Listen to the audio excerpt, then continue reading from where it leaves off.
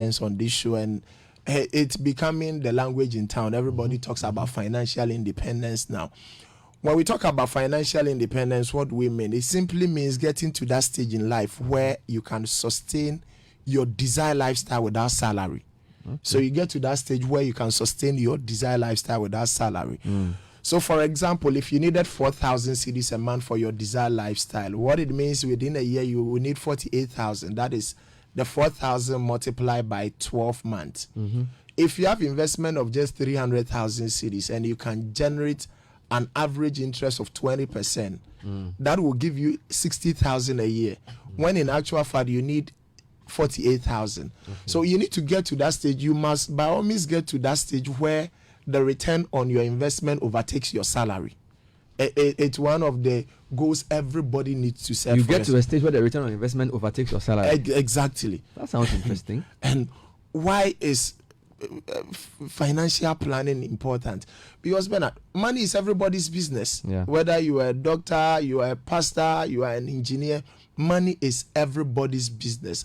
Of course, I know life is not all about money, but money must be understood. Almost everything physical can be answered with money.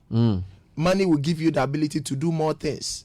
And more things means more things, including discussions on water. It's true. You know, and money will give you access to better healthcare facilities. True.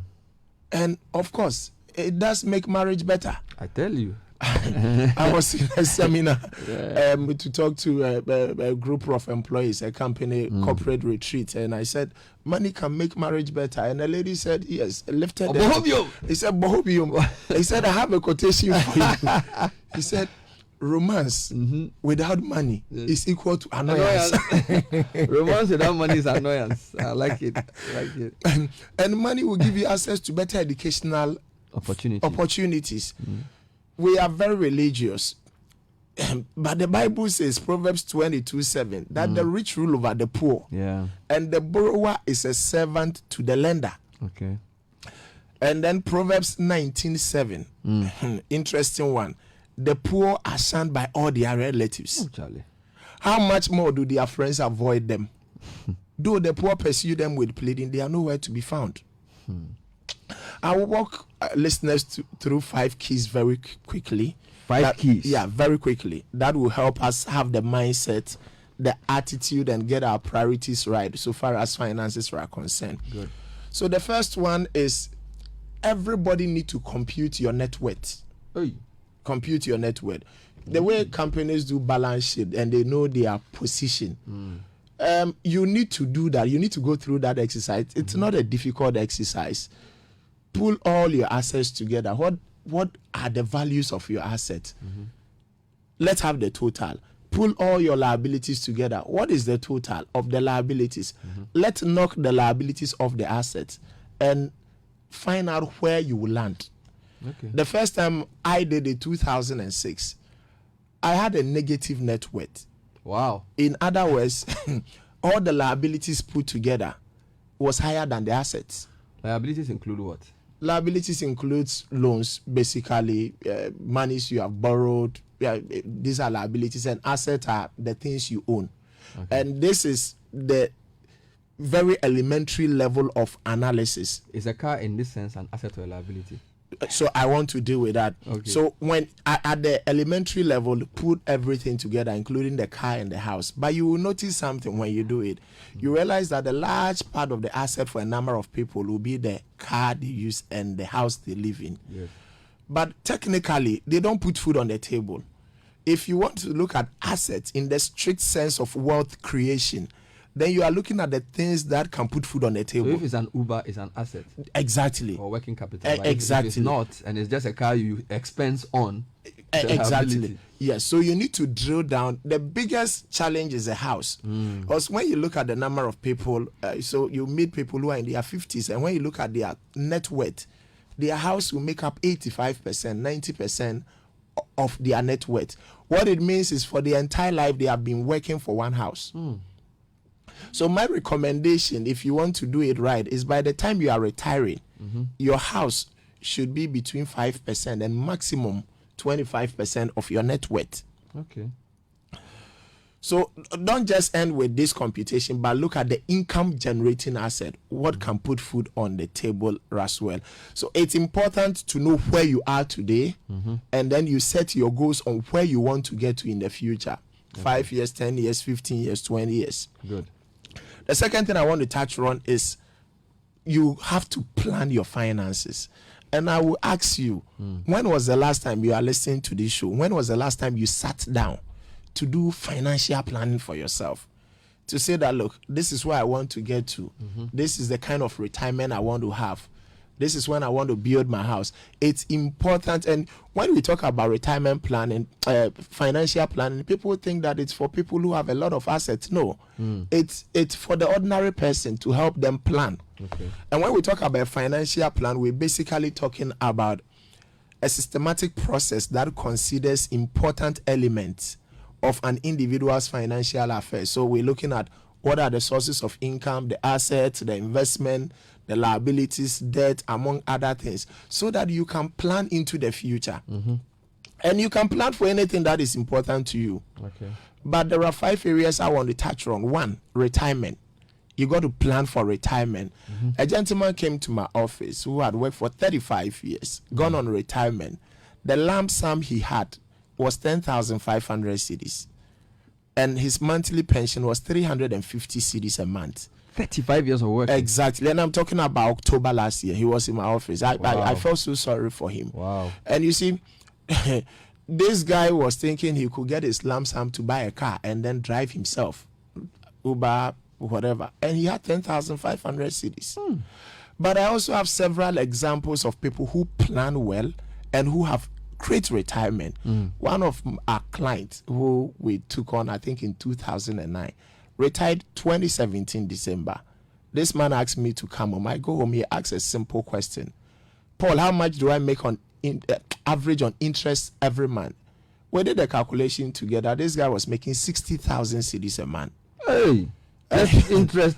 Yes, interest. And he was like, look, you know what? From January 2018, pay me 30,000 every month. Pay him? Yes. Out of the 30,000 he gets? Out of the 60, I should pay 30. So I went like, 30,000 for what? And he said, that is my retirement plan. Wow. My retirement plan is 1,000 a day. Hey. So 30,000. 1,000 a day? Yes. Please, and can I have his number? And you are already at the crossroads. You have a life-changing decision to make. Will you create the retirement that you want, or you will take the one that shows up? Good question. Because if you don't create what you want, you may not like what shows up. Look at your current age. Take it out of 60, and you will know the number of years you are left to retire. Wow. So if you were born in 75, you should be 45 at the moment, and you should know you have 15 years to retire. 15 years means that you have 180 more salaries to take, and you will retire. The little bit I want to add to the retirement planning is, if you can, sometimes it's not within our control, but if you can, avoid paying school fees during retirement. Meaning your kids must finish school. Exactly. So family planning is part of financial planning. It's very, very important. Yeah, man. Very important. Else, you see, if you have a child after 38, you are likely to pay school fees when you're on retirement. Because you have 22 years to go. Exactly. And the child will probably finish university around 25. Exactly. Or let's say 23, 24. So else you make provision for that. So it must be 38 and below. Sharp. But it depends, Charlie. If God gives you your own at 40, you take it like that. And like I said, if you have control over it, there are times you don't have control over it. Yeah. You know. So that's The second area is housing. Very important. And when it comes to housing, you are basically have 3 options. You either rent, you build, or you buy. For the average person, they want to look at renting because it's the easiest option, but it's the most expensive and complicated option. Renting? Yes. Because you pay for 2 years, for 3 years, and you get the pressure off your back, but within the short time, it's back. So I will recommend that if you can, you should never rent. Never? If you can. If you are renting, give yourself a time that you want to move into your own house. Okay. But when it comes to housing, don't confuse dream house with first house. You've said that before. Yes. I like that. If you attempt building a 7-bedroom house, you will never finish. If you are the average Joe. 7-bedroom house. Exactly. By the time you are done with the house, all your children are gone. So go in for a 3-bedroom house. Sharp. Simple. A 3-bedroom house. After how many children are we giving birth to? 3 is a today? magic number. And your children are either going to be boys or or girls. girls. So one is the boys, one is the girls' room. If they are one gender, you have the girls' room. Simple. It's as simple as that. No problem there. It's as simple as that. But the location of the house matters. Okay. Sometimes it's better to live on a half plot closer to town than to live on an acre of land after Budumburam. I tell you. Because you will leave home at 4 a.m. Struggle. Sometimes you wake up at 2 a.m. and think it's 4. And by the time you realize you are driving to work at 3, nobody's there with you. Hey, Charlie. And you leave the office at 5, you will get home at 9 or 10 p.m. Yeah. But you see, we make a mistake of not quantifying the marginal cost of fuel, the additional amount we're spending on fuel, and the man hours you are spending in traffic. It's so expensive. So the location matters. If you are listening to us this morning and you believe that you can build, you are right. If you also believe you cannot build, you are also right. You remember I brought a gentleman here, Patrick, and we had discussions on, I think in 2018, on how he built his house. Yes, he was on air. Yes, one of your listeners, somebody who listens to Citi very often, followed up. And you know what? The guy decided to build up money up to 80,000 cedis. Okay. Total 80,000, and started building June 2019. June 2019. June 2019. Yes. That's 6 months ago. Yes. As I'm talking to you now, he's done with a 4-bedroom house. Hey. This morning I sent a message to him to find out how many blocks he used. He said 3,000. 3,000 blocks. Yes. I asked him what is the price of one. He said 3 cedis. Hey. He calculated all that. Yes. So that is 9,000 cedis for the blocks. Where you have a challenge will be the foundation and the roof. Oh, so 3,000 blocks cost just 9,000. Exactly, Bernard. Oh, how many bags of cement did he use? We can have another discussion here, just on that. But the point is that the place is ready. So it's in the mind. Of course, one other option you could look at is buying instead of building. If you want to buy, then using a mortgage is not a bad idea. Okay. So this morning I checked with EcoBank head of personal banking. If somebody needs a mortgage, how much do you deposit? They said 20%. If you find a house and you can deposit 20% of the cost of the house. Of the cost of they the are house. eligible for a mortgage. Exactly. But you know the difference between paying rent and the mortgage is that if you pay a rent, that money is gone for good. And the house is not yours. And the house is not yours. The money will never come back. But if you took a mortgage, once you move into the house, as you service the mortgage, you are owning that house. Yes. Yeah. If you can get a 2-bedroom small house that could be expanded to 3 or 4, super. So once you finish paying, you do expansion. Exactly. The house becomes yours. The third area is children's education.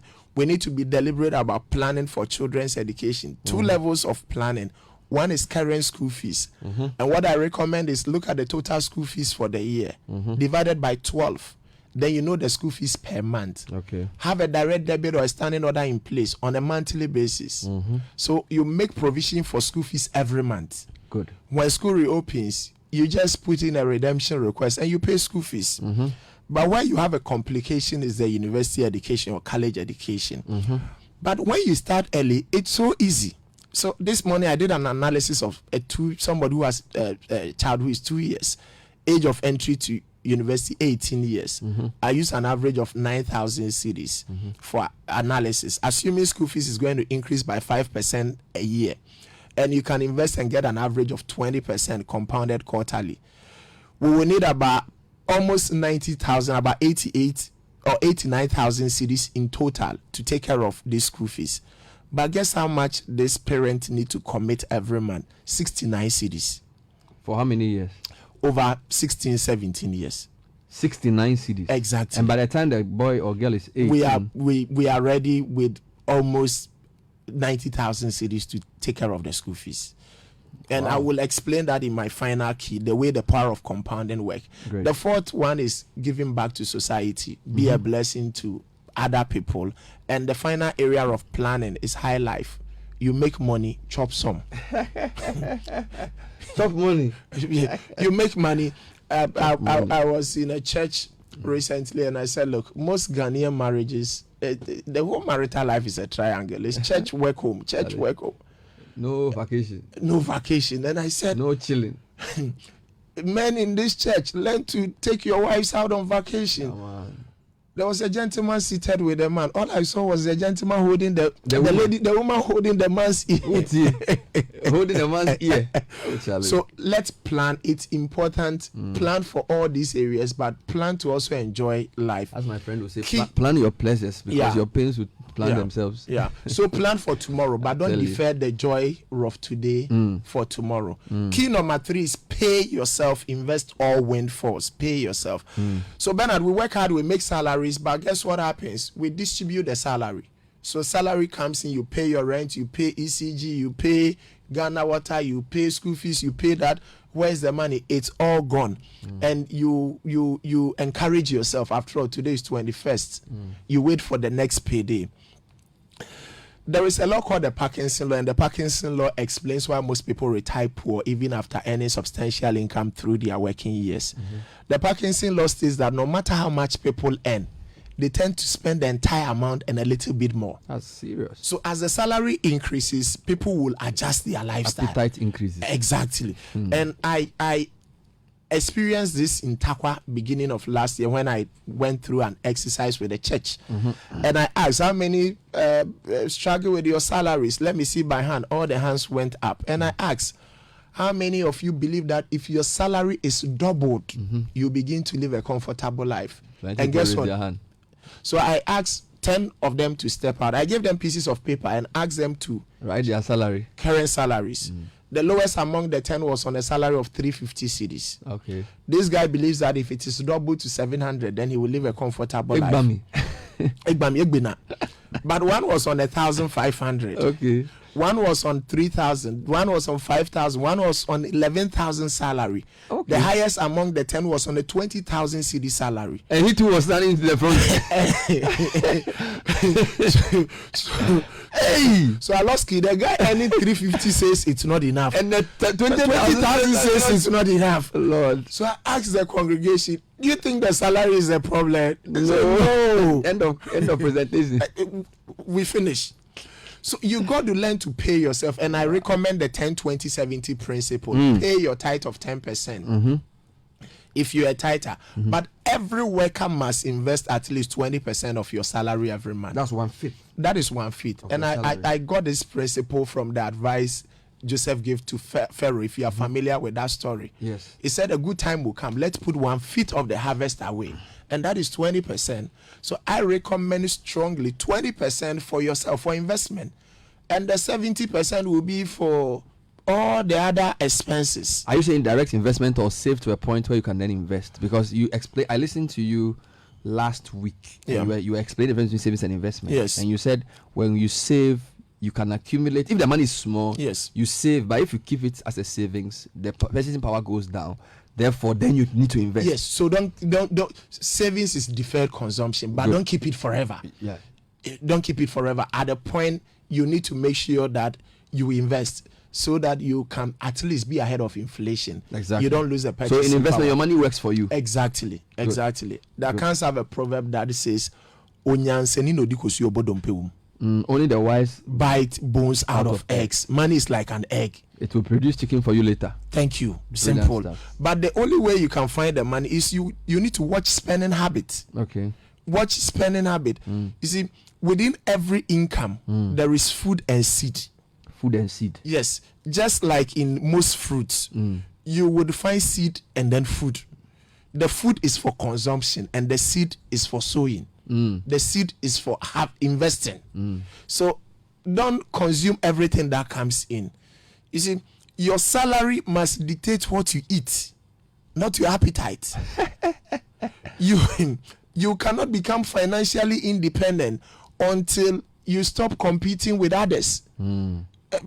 It's your life and live within your means. Get the whole family involved. Get the children and everybody involved. And if you can, if have a budget in place. It helps to monitor where your money ends up, and especially the costs that are not fixed, the variable costs. Try to cut them down as much as possible. Okay. Then I'll go to key number 4 is create multiple streams of income. Okay. So there are basically 4 sources of income: employee, self-employed, business owner, investor. The worst among the 4 is employee, and I'm encouraging everybody listening to us that at least you can add investor to salary so that your investment can generate some income for you as well. Your salary must not be equal to your income. Okay. Your salary must be one source of income. All right. And there are petty, and it's important to state, it's wrong to use your employer's time to be doing private business. As this is, you see people have things in their boot and they are selling. Exactly. It's wrong to do that. But if you can have time out of work or weekend, whatever, to do something that will generate some income, great. You have a food joint, you can run a school, poultry, car rental, chair rentals, laundry, Uber, car wash. So think about something else you could do that will bring in some extra income. Money. Yeah. Property may look interesting, but property has to do with location in terms of extra income. If you get the location wrong, I'm sorry. A gentleman came to me who had spent $80,000 on a house at the wrong place.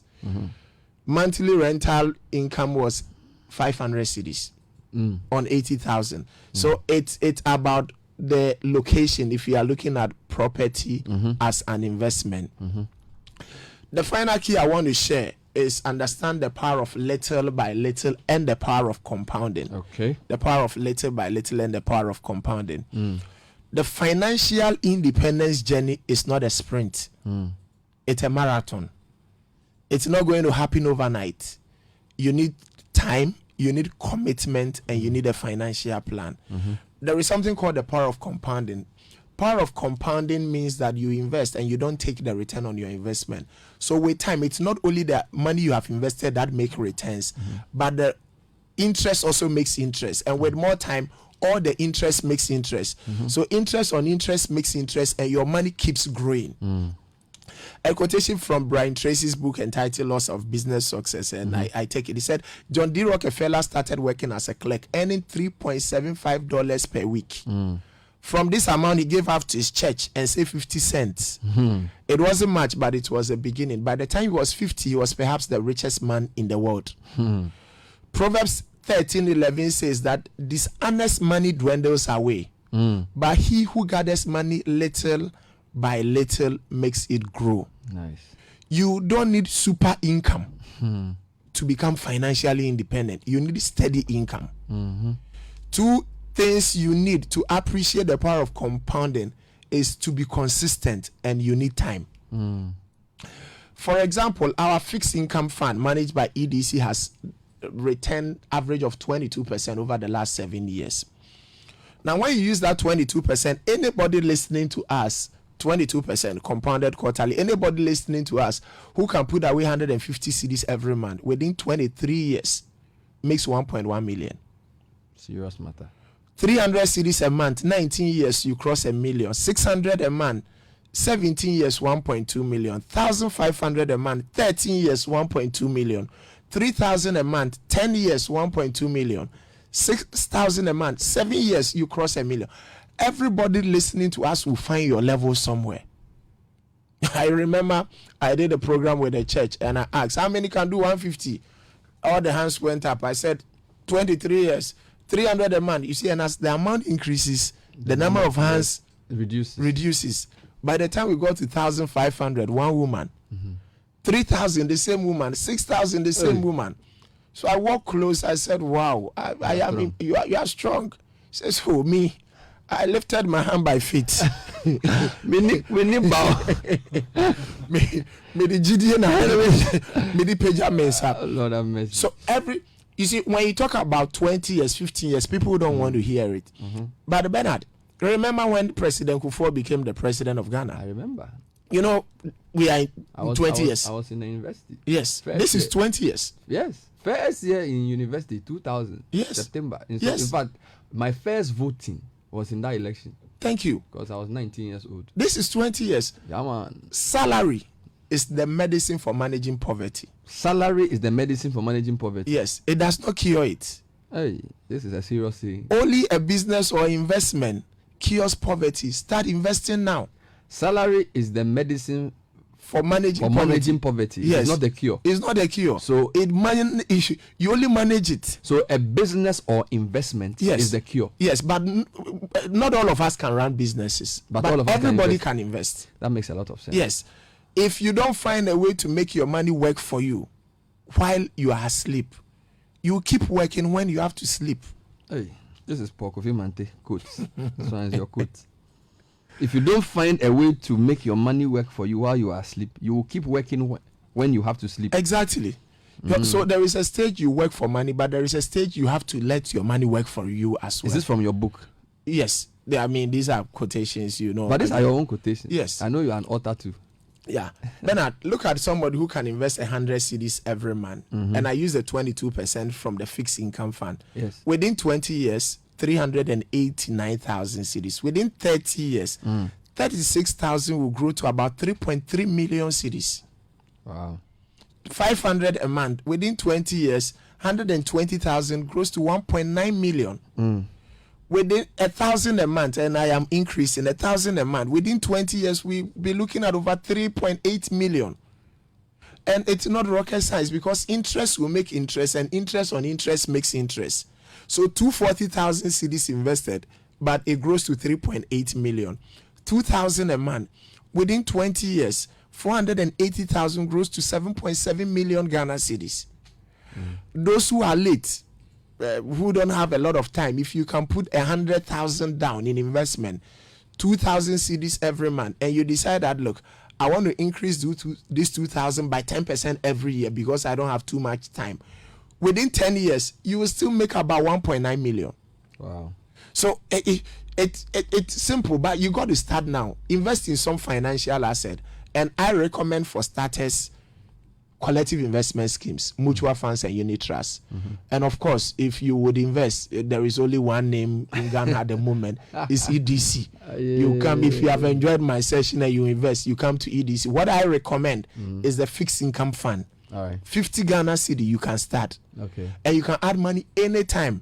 And when you have to take money out, you can take money out anytime. You put in your request, within 5 days, you can have your money. My conclusion is that let's balance family income. Most families have the husbands contributing 90% of the family income. So once the husband loses the job or something happens, then it becomes a challenge for the family. So I am encouraging listeners, especially couple, to try to balance the family income between husband and wife. It helps the family. Imagine life as a game in which you are juggling some 5 balls in the air. You name them: work, family, health, friends, and spirit. You will soon recognize that work is a rubber ball. If you drop it, it will bounce back. But the other 4 balls, family, health, friends, and spirit, are made of glass. If you drop one of these, they will be irrevocably scarfed. It's a quotation I took from Brian Dawson. So I'm saying work hard, but let's manage between work and the other areas of our lives. The best time to plant an oak tree, if you want to see the benefit of a tree, you should have planted it 20 years ago. If you made a mistake 20 years ago, the next best time you need to plant a tree is today. Okay. The best time anybody listening to us should have started investing was the day you started work. And I encourage HR managers that financial planning must be part of orientation. It should have been the day you started work. If you didn't start financial planning and the journey that time, the next time you need to do it is today. Okay. All right, so let's get into the questions. Lots of them coming through on this issue. 0549986996. Kofi Mante. Don't forget, he is my guest. He's the MD of EDC Investments. He's written 3 books. Lots of questions. Good morning, Ben. I'm 33 years old. I just started working. Looking at the fact that I'm now going to save money for marriage and all that comes with it, can I achieve financial independence by retirement, and how do I do that? Mohammed from Mofanko. Yes, Mohammed, you can. Don't borrow money for the wedding. Do what you can. You don't even need to do a ceremony. Just marry at the court. We put unnecessary pressure on ourselves. Yeah. So I think you can just marry traditional at home. Don't go and do any ceremony. Later, if 10 years into marriage, if you want to do a normal whatever, you can call the pastor home. Let the pastor come and bless it. Please ask the man, is it logic or prudent to take a loan to start a building, a house? This is Chris Ekumadan. Good question. As long as you know you can finish, it becomes complicated. You took a loan, you put it in the house, you get stuck along the way. You are going to repay the loan. At the same time, you are paying rent. Yeah. So I would rather recommend a mortgage and make sure that, so you take a loan, but immediately it solves a problem. Or a loan to finish. Maybe you have a house. Exactly. You've gotten to a stage, you need like the roofing thing. Exactly. You can take a small loan to finish. Exactly. But the majority of the money for the house you must have. Exactly. So it solves the problem immediately. Else you will have the money locked up in bricks and mortar. Very important. Yeah. Bernard, Paul, maintaining his financial independence program has been a blessing to me and my family. I've stopped paying rent and moved into my first house 3 years ago by God's grace. I'm investing what would have been my rent cost now towards Operation 1 million Ghana. Financial independence is possible. Thank you, Paul. From Patrick and Linda in Sia. Yeah. This is a couple we know. Bernard, I have 4,200 blocks, 2 trips of stones, and 20,000 CDs. Ask your guest if I'm good to go. You are good to start. You have to start. So he has the blocks, he has the stones, he has the land. Yeah. The challenge is the foundation. The easiest one is... Oh, the foundation is more expensive. Yes. So once you are done with the foundation, raising the block work, it's the easiest. Then you have a little challenge with the roofing and you'll be good. Maybe we should do your building house thing again. Because you brought different couples who have different stories on getting their own house. And it was really... In fact, I know somebody here who listened to that program and is almost done with their house. Yeah. Always enjoy listening to Mr. Mante. I need his contact. Okay, so I'll give you his contact very soon. Bernard, ask your guest, I have some money. I want to enter into transportation by starting with a motorbike. I need advice. This is Godwin. I don't have expertise in motorbike and transportation. So get somebody who has done it before and get the model right. I'll tell you.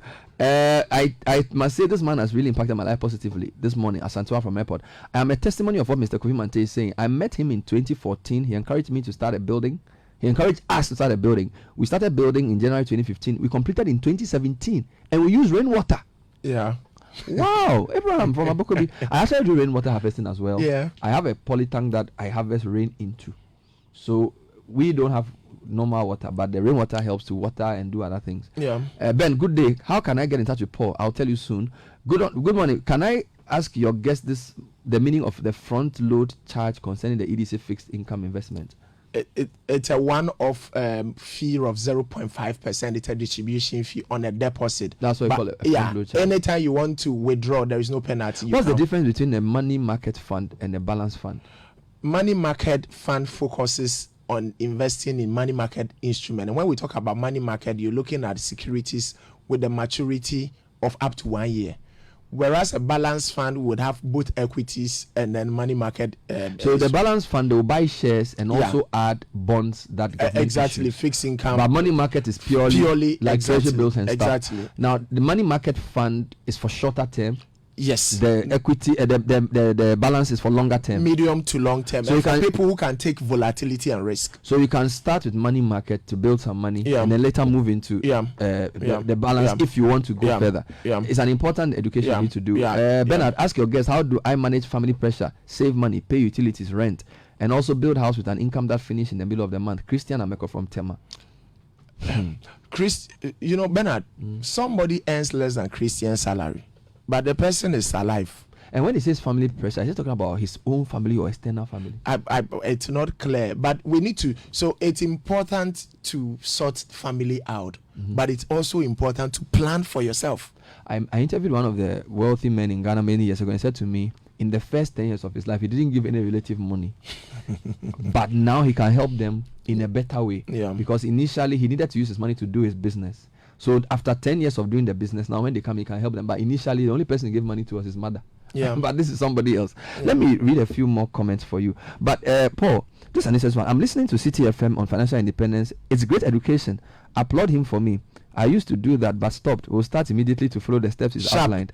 I do not want to keep working when I have to sleep or enjoy. Do you know who this is from? No. This is the minister of a local government. Yeah. So even ministers are listening to you. Yeah. So you have 3 books. Yeah. Foundation for Financial Independence. Financial Independence is Possible, and Operation 1 Million. Where can we get copies? We'll put some at the Citi FM front desk. Okay. Yeah. And how can we reach you? EcoBank head office, 2nd floor. Can you give us some number or something? You don't do that. Yes, I know. So Are you on social media? Yes, I'm on social media. What's I'm on your Facebook LinkedIn. name? Paul Kofi Mante. So look for Paul Kofi Mante on Facebook. Some fine boy be with some small boy. On LinkedIn, drop a message. We'll follow up. No, so go to Facebook and look for Paul Kofi Mante. He's wearing a nice shirt and tie. Yeah. Or EcoBank 2nd floor. Yeah. Or you can go to any EcoBank branch if you want to start investing with EDC. Guys, let's do this. It's possible. A year from today, we'll all be happy we put this into practice. Right, it's a great information. This information is available on Facebook. This full interview on video. We also have this interview on citifmonline.com. It's a podcast. You can actually share it to friends. So you have a relative living somewhere who doesn't know how to start, or somebody living in the UK who is planning to come back. He doesn't know how to manage their money. Send him a link of this interview when they finish listening, or buy them this book. Come to Citi FM and buy these books and ship it to them to read. You'll be surprised the impact it will make. We will finish our house, inshallah.